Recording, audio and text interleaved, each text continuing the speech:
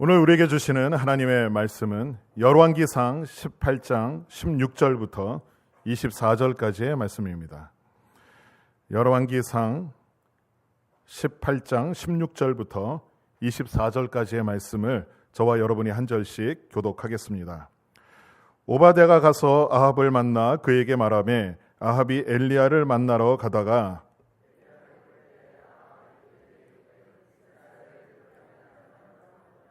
그가 대답하되 내가 이스라엘을 괴롭게 한 것이 아니라 당신과 당신의 아버지의 집이 괴롭게 하였으니 이는 여호와의 명령을 버렸고 당신이 바알들을 따랐음이라.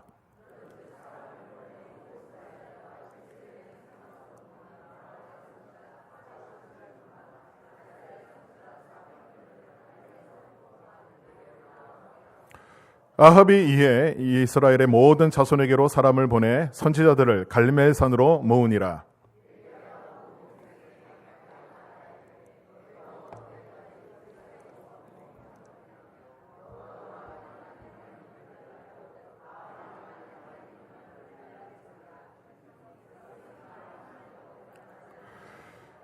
엘리야가 백성에게 이르되 여호와의 선지자는 나만 홀로 남았으나 바알의 선지자는 450명이로다.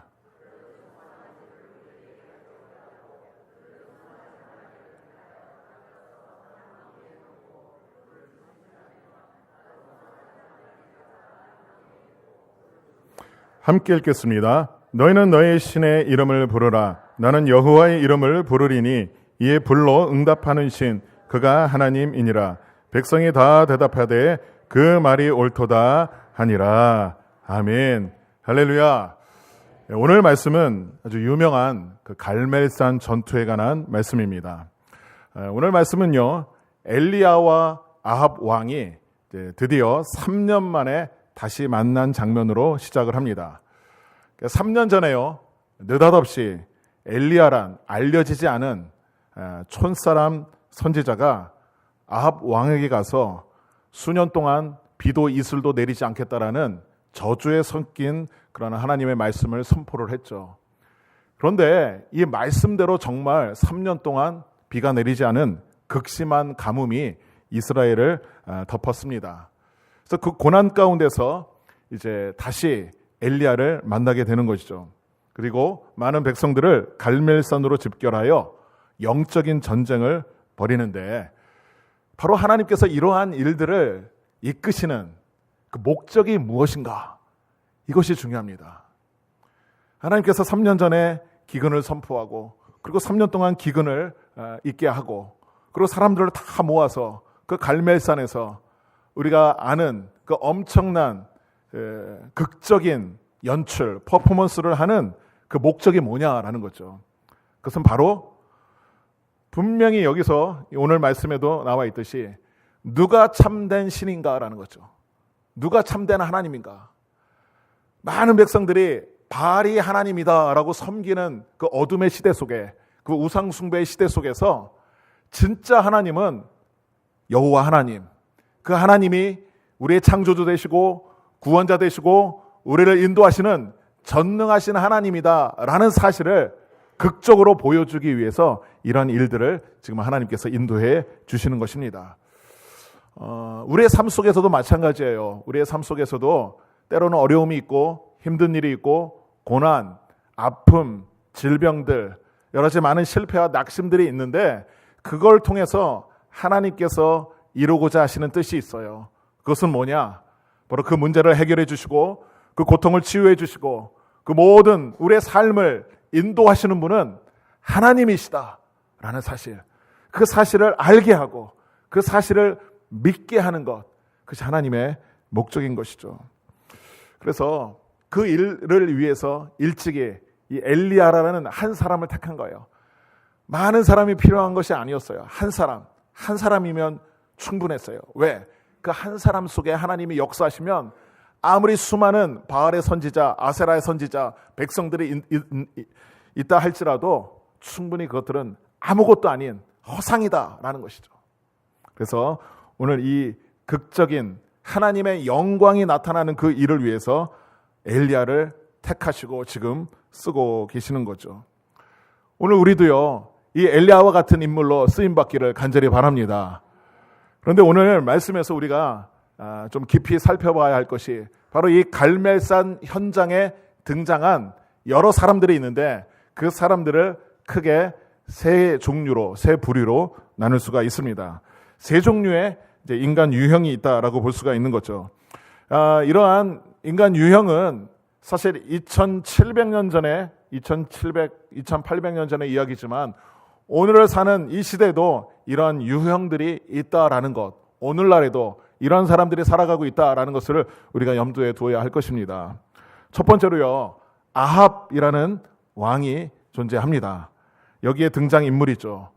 아합은 왕이었고요, 이스라엘의 통치자 리더였습니다. 그런데 문제는요, 지금 극심한 가뭄 속에 있는데 이 가뭄의 원인이 무엇인지를 알지 못한 왕이었다라는 거죠. 여기 보면 17절 말씀에 엘리야를 드디어 만납니다. 그런데 이 아합이 엘리야를 향해서 뭐라고 얘기를 하죠? 아합이 그에게 이르되 이스라엘을 괴롭게 하는 자여 너냐라고 이야기를 합니다.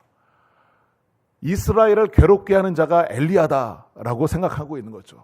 왜? 사실은 엘리야가 가뭄을 선포했잖아요. 그래서 가뭄을 선포한 그대로 가뭄이 온 거예요. 그런데 그게 엘리야가 말해서 가뭄이 온 건가요? 아니죠. 그 엘리야가 그 가뭄을 선포한 것을 누구의 이름으로 선포했죠? 하나님, 만군의 하나님, 내가 섬기는 이스라엘의 하나님 여호와의 살아 계심을 두고 맹세하노니 하면서 선포한 말씀이었죠. 그 가뭄의 선포가.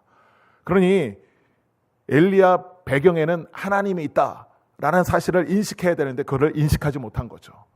그리고 엘리야라는 그 사람에게 집중을 해서 너냐 이스라엘을 괴롭게 하는 자가 하면서 질문을 하는 거죠.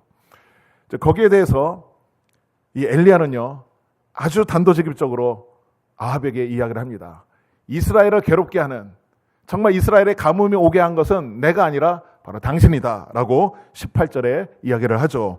우리 18절 말씀 다시 한번 읽어보겠습니다. 그가 대답하되 내가 이스라엘을 괴롭게 한 것이 아니라 당신과 당신의 아버지의 집이 괴롭게 하였으니 이는 여호와의 명령을 버렸고 당신이 바알들을 따랐음이라. 아멘. 이 모든 문제와 이 모든 재앙의 원인이 바로 아합 왕 당신이다. 당신과 당신의 집이 하나님의 명령을 버리고 바알을 숭배했기 때문에 이러한 재난이 온 것이다 라고 이야기를 하는 거죠. 자, 여기서 우리가 알 수 있는 것이요, 오늘 살아가면서 우리 삶 속에 많은 어려움이 있고 힘든 일이 있고 고난, 재난이 있을 때 과연 그 원인이 어디에 있느냐라는 것이죠.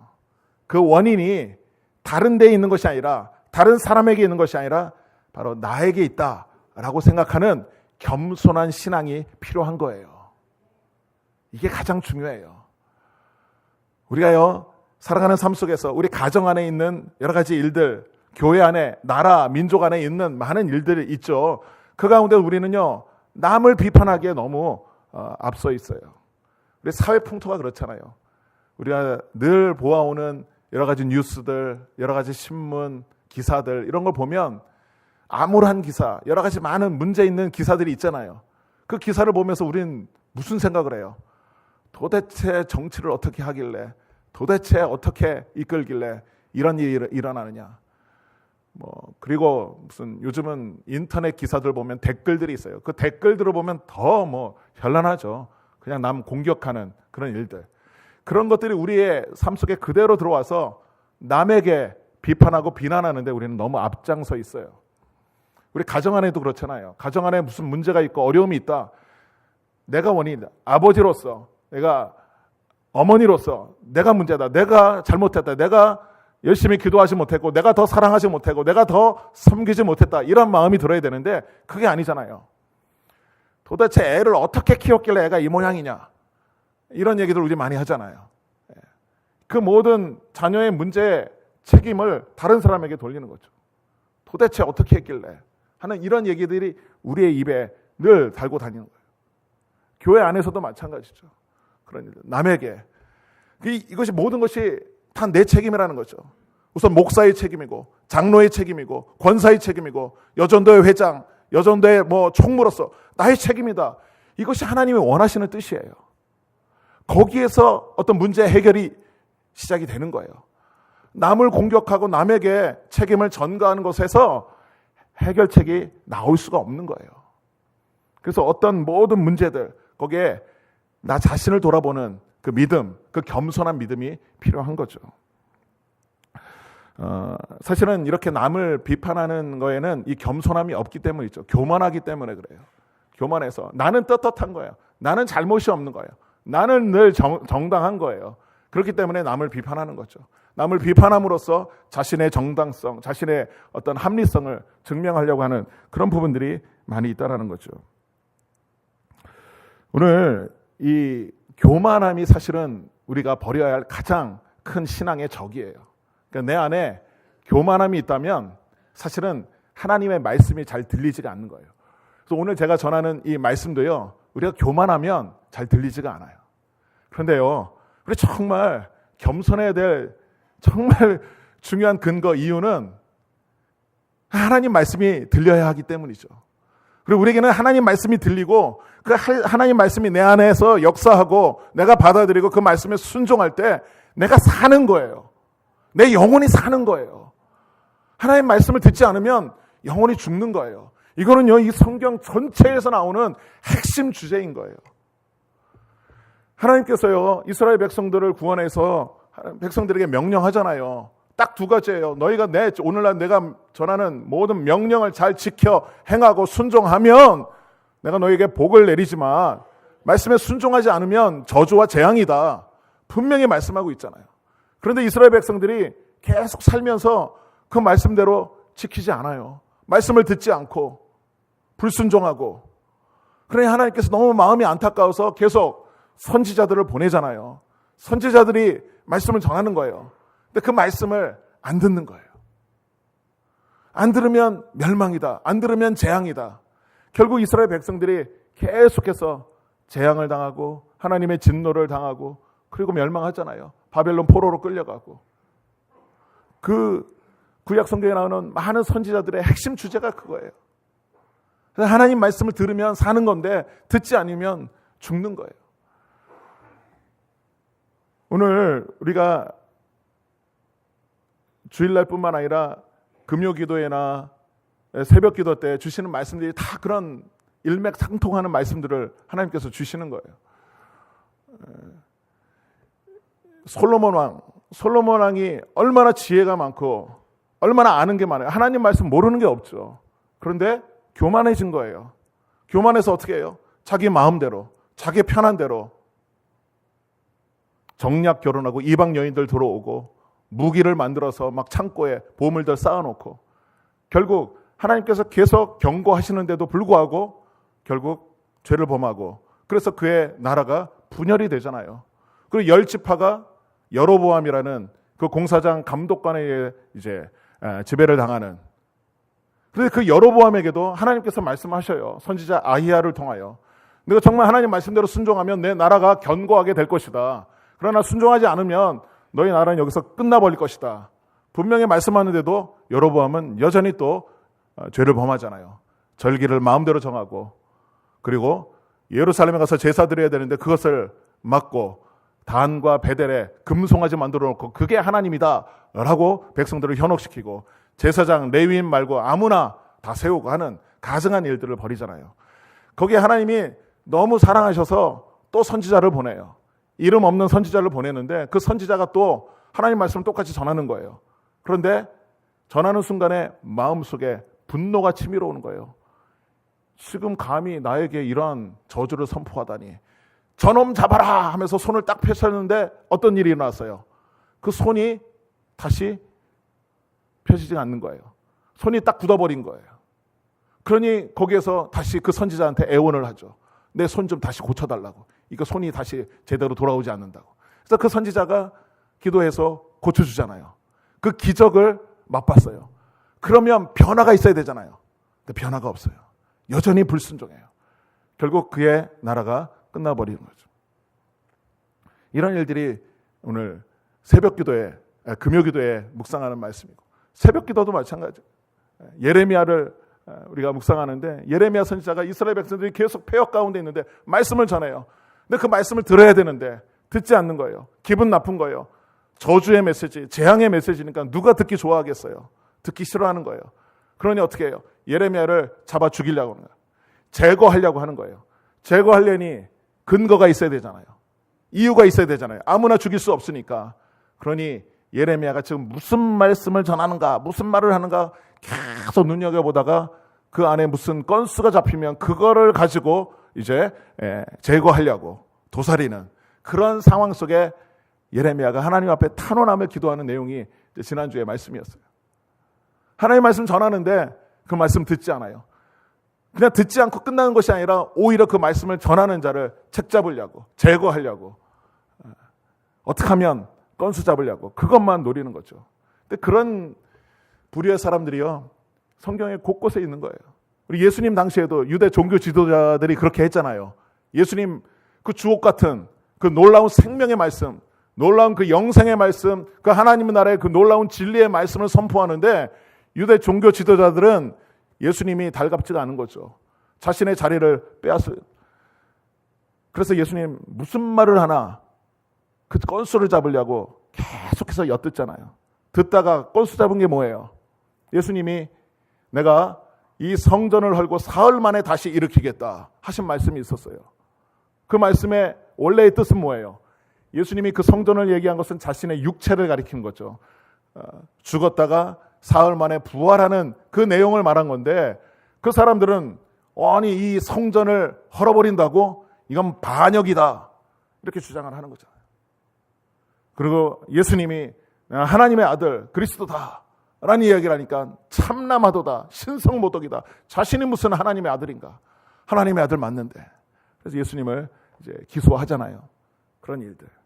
또 오늘 우리가 하나님의 말씀이 선포될 때 이 말씀을 어떻게 받아들이느냐, 이것이 우리의 영혼이 사느냐 죽느냐의 문제예요. 사실은 우리가 심각하게 받아들여야 되는 거예요. 하나님의 말씀을 잘 받아들이시길 바랍니다. 그러기 위해서는 교만함을 버리고 겸손히 그 말씀 앞에 무릎 꿇으시길 바랍니다. 그리고 자신을 돌아보고 내 죄가 뭔지를 회개하고, 그래서 그 말씀대로 순종하며 살아갈 때 하나님께서는 우리에게 은혜 주시고 복 주시고 우리를 통하여 하나님의 위대한 역사를 이루실 것입니다. 이런 하나님의 귀한 일꾼들 되시기를 간절히 바랍니다. 두 번째 유형이 있습니다. 두 번째 유형은 바로 이스라엘 백성들의 모습이죠. 오늘 21절을 보면 엘리야가 모든 백성에게 가까이 나아가 이르되 너희가 어느 때까지 둘 사이에서 머뭇하려느냐. 둘 사이에서. 이 둘 사이가 뭐예요? 하나님과 바알 사이에서. 그래서 하나님이, 여호와가 만일 하나님이면 그를 따르고 바알이 만일 하나님이면 그를 따를지니라. 백성들이요, 말 한마디도 대답하지 못하는 거예요. 바알과 하나님 사이에서 머뭇거리는 사람들. 오늘날에도 하나님과 우상 사이에서 머뭇하는 혼합주의, 양다리의 신앙생활을 하는 사람들이 있다라는 것이죠. 하나님은요, 하나님 한 분만을 섬기기를 원하십니다. 그래서 10계명 제1계명에 나 외에는 다른 신을 두지 말라 이렇게 명령하십니다. 이것은 하나님께서 편협해서 그렇게 하신 말씀이 아니에요. 하나님께서 그런 말씀을 하신 이유가 뭡니까? 그래서 하나님이면 충분하다라는 거예요. 하나님 한 분만 섬기면 되는 거예요. 하나님 한 분만을 섬기면 우리가 바라는 거, 우리가 원하는 거, 우리의 모든 삶, 우리의 영생의 문제까지도 다 해결되는 거예요.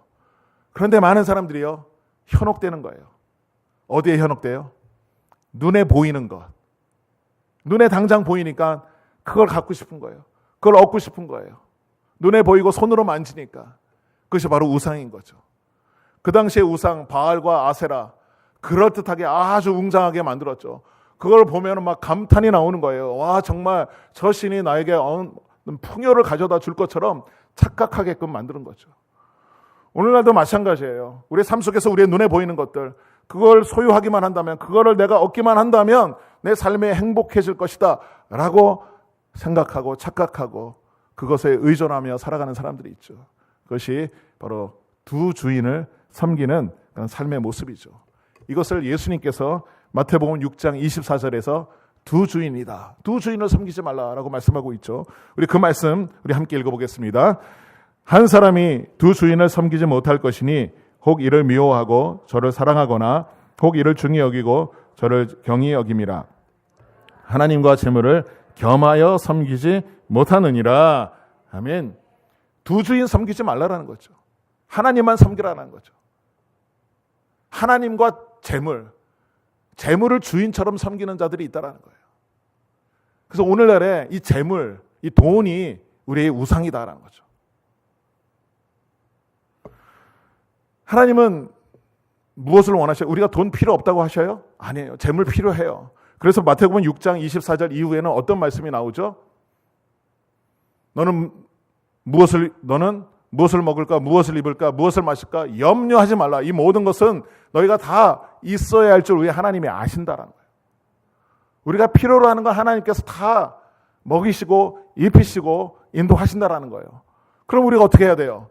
너희는 먼저 그의 나라와 그의 의를 구하라. 그리하면 이 모든 것을 너희에게 더하시리라.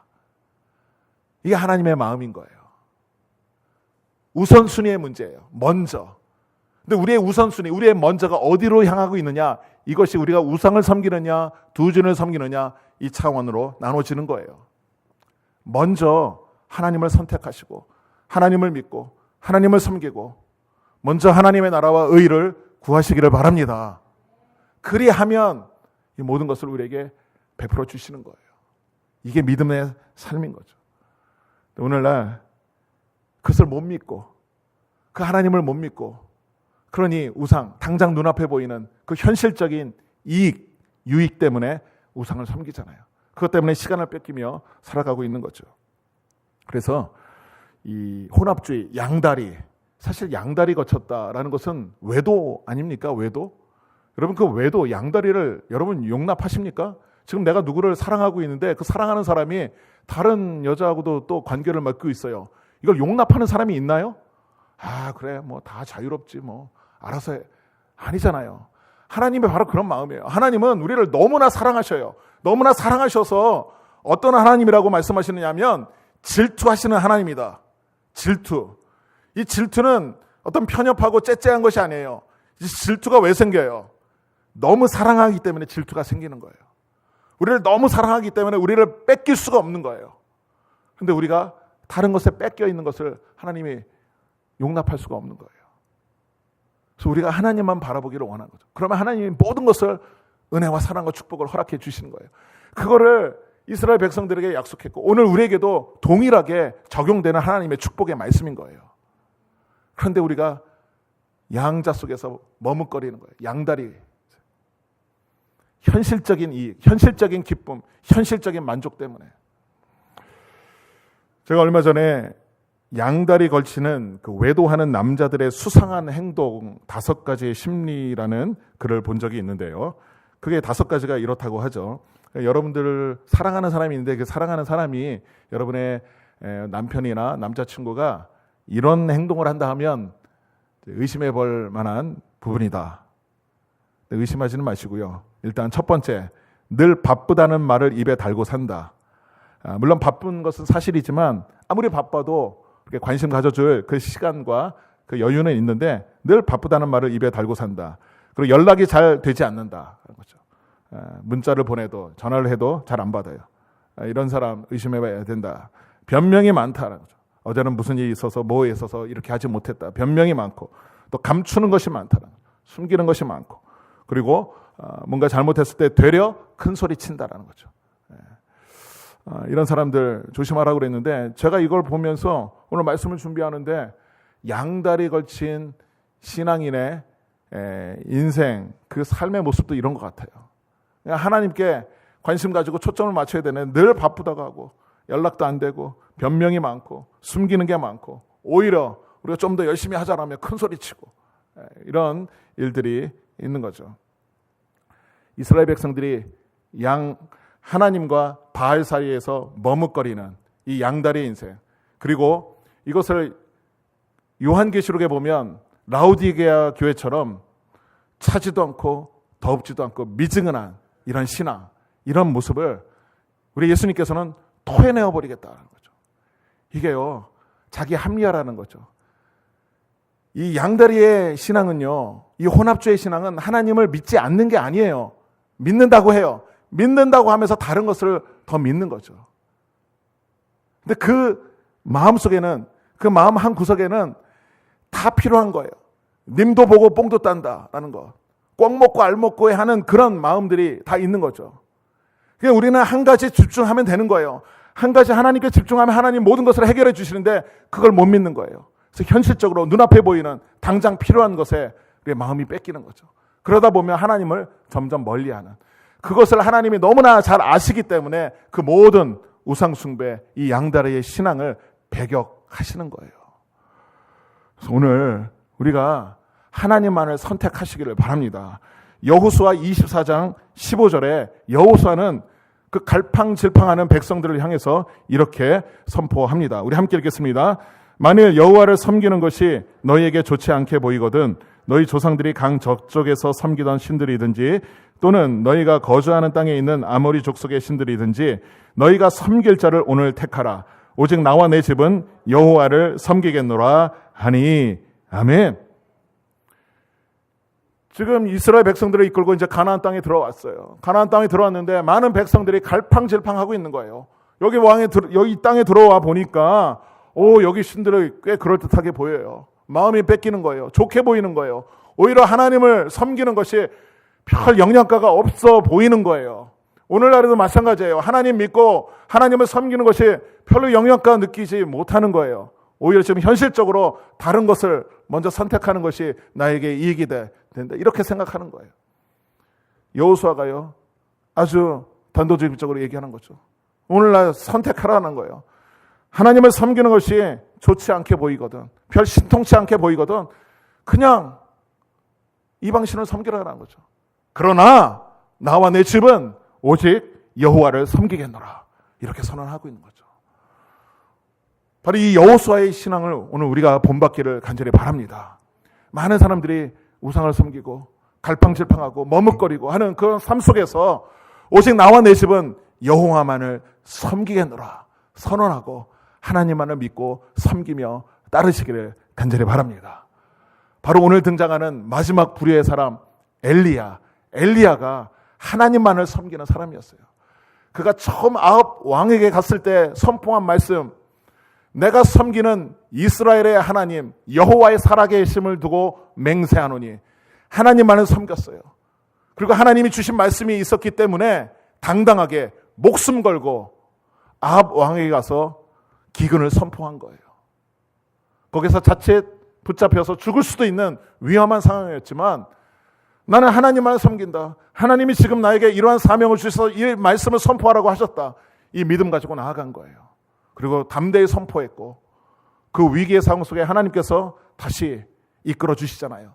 그리 시냇가로 인도하시고 시돈 땅 사르밧 과부에게도 보내시고 거기에서 훈련시키시고 하나님만 바라보게 하시고 하나님의 기적을 경험하게 하시고 다시 3년 후에 이제 본격적으로 하나님의 영광을 드러내는 그 순간에 갈멜산에 지금 엘리야를 세우는 거예요. 이 갈멜산에서 수많은 하나님을 거역하고 또 하나님 앞에서 갈팡질팡하는 백성들이 있었지만 하나님만 섬기는 엘리야 한 사람이면 충분했다라는 거죠. 왜? 그 한 사람 속에 하나님이 역사하시니까, 하나님께서 능력을 주시니까 그 능력 속에서 하나님의 살아계심, 하나님의 전능하심, 그 하나님의 위대하심, 그 영광이 나타나는 겁니다. 오늘 우리가 하나님만을 섬기고 의지하며 순종하며 나아갈 때 하나님 우리를 사용하여 주실 것입니다. 이 세상 헛된 것에 마음이 뺏겨서 불평하고 원망하고 그렇게 살아가지 마셔요. 우리 인생은요, 하나님께서 계획하신 놀라운 인생이 있어요. 하나님 우리를 부르셔서 우리를 쓰시고자 하시는 그 위치가 있는 거예요. 우리 인생을 좀 가볍게 하나님 앞에서 쓰임받기를 원합니다. 헛된 것에서 낙심하고 불평하고 원망하고 그렇게 절망하는 것이 아니라 바로 우리를 통하여 하나님의 영광이 드러내게끔 하나님께서 우리를 이끌어 주실 것입니다. 그런 인생 되고 싶지 않아요? 그런 인생 되기 위해서는 어떻게 해야 돼요? 하나님만 믿고 하나님 말씀 온전히 받아들이고 그 말씀대로 순종하며 살아가시기를 바랍니다. 마지막으로 엘리야가 이 바알의 선지자들을 향해서 너희는 너의 신의 이름을 부르라. 나는 여호와의 이름을 부르리니 24절에 말씀하고 있습니다. 바로 여호와의 이름을 부를 때 그 이름의 능력이 있어서 하나님이 역사해 주시는 줄 믿었던 것이죠. 오늘 우리가 하나님의 이름을 부르시기를 바랍니다. 주님의 이름을 부르시기를 바랍니다. 누구든지 주의 이름을 부르는 자는 구원을 얻으리로다. 이건 놀라운 말씀입니다. 우리가 그냥 아무 생각 없이 주님의 이름을 부르는 것이 아니에요. 우리가 주님의 이름을 부를 때 나를 사랑하시고 나를 인도하시고 나의 생명의 주권자 되시고 주인 되시는 분은 오직 주님이십니다 라는 믿음이 그 안에 담겨져 있는 거죠. 그렇기 때문에 주님의 이름을 부를 때 우리에게 구원이 있고 생명이 있는 거예요. 우리가 주님의 이름을 부를 때 우리가 사는 거예요. 그래서 제가 말씀을 끝나면 우리 다 같이 주여 외치며 함께 기도합시다 이렇게 기도를 요청하잖아요. 그게 괜히 그렇게 하는 게 아니에요. 그냥 기도 크게 하려고 앞에 그냥 시작에 여흥구로 여러분에게 요구하는 것이 아니에요. 정말 간절한 마음으로 주님의 이름을 부를 때 그 주여라는 그 주님의 이름 그 속에 하나님의 놀라운 은혜와 능력과 권세가 임하는 거예요. 그걸 믿으시기를 바랍니다.